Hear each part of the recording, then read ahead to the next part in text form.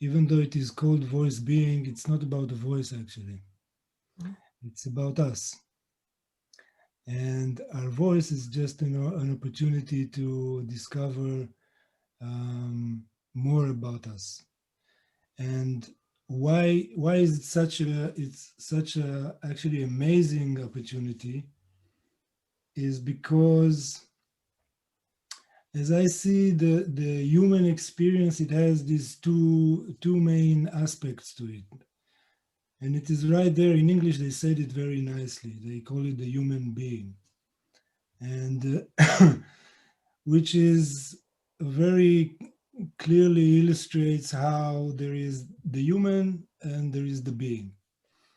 And together it's what we experience when we come into this world. Um, but many times, for whatever reasons, it's not easy for us to get connected to the both aspects of ourselves, and many times one of them is getting more attention and more energy than the other, and in fact the balance between the two, or the understanding of the relationship between the two, is what makes our experience more complete.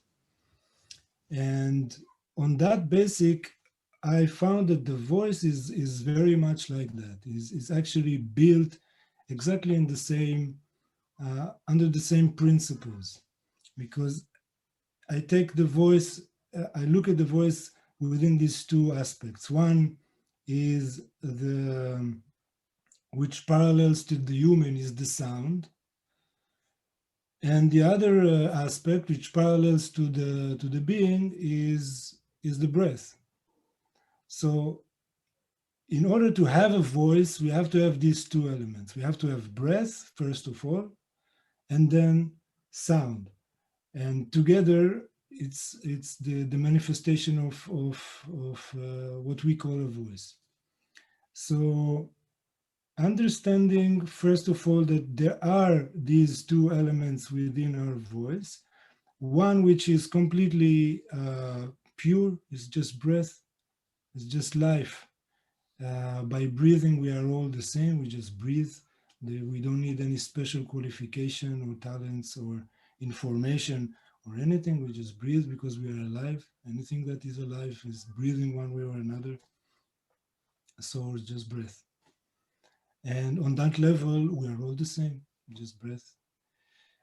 So this is the universal aspects, just life. When this breath moves through something, when the mechanism is being activated, then sound is being created through breath. Breath is the one, is the engine, is the power that creates sounds. But once sound is there, then sound by itself is super unique. There is no two sounds the same. So right there we have these two elements, one which is universal and the other which is unique. And this is more or less the human story as I see it. It's both universal and unique at the same time. And many times, as we grow up, um, it's not that clear for us that we actually can be both at the same time. There is no contradiction. We might find that some of us are born with a tendency to get connected more to that which is universal, and others which are connected to that which is very specific and very unique. And in both cases, if there is no balance between, then we are experiencing some missing, some disharmony. Because if it's only breath, if it's only universal, then it's very hard for us to communicate and actually, live in this reality, because this reality has a very particular demands, um, very specific. And if we are completely tuned into that specific, to that uniqueness, then we are completely, or not completely, but we are lacking that element which unites us with everything. So in both cases, we are kind of feeling that there is disharmony, or the balance is not there. So I found that once we are starting to realize these two aspects within ourselves through the voice is actually becoming a guide, that when we learn and when we start to observe it, to feel it, to sense it, and to understand the relationship between these aspects, we can immediately bring this understanding into our everyday life.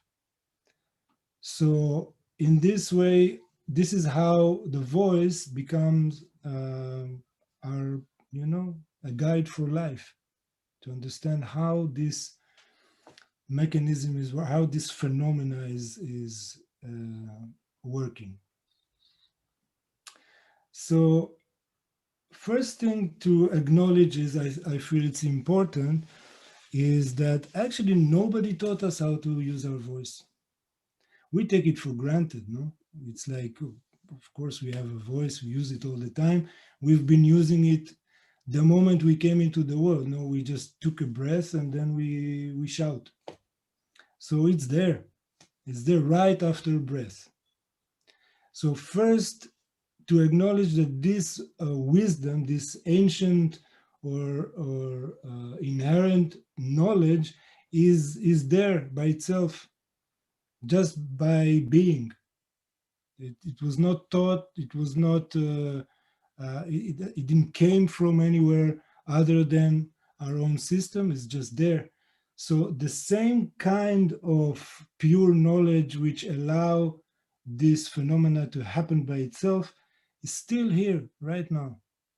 Now, even though we've gone through a lot since that moment of coming into the world, and so many things have been accumulated and taught and forgotten and whatever, that same wisdom, pure wisdom, is still here.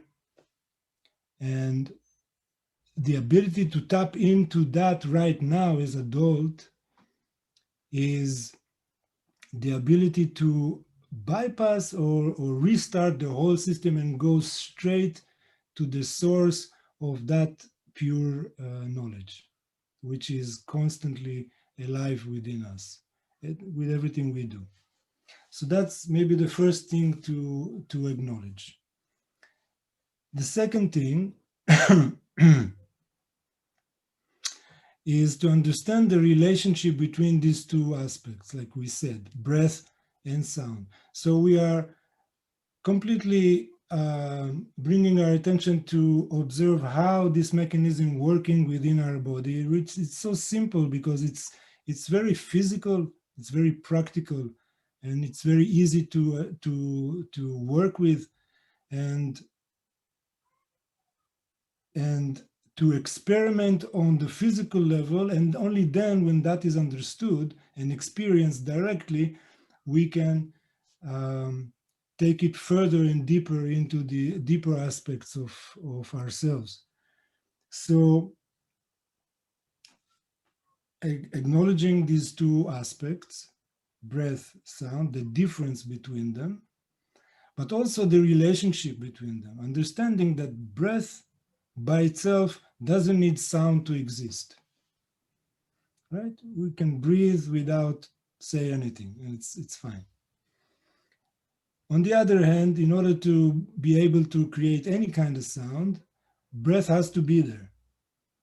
So one is depend on the other. So breath by itself is independent. It can just be breath forever, just breathing.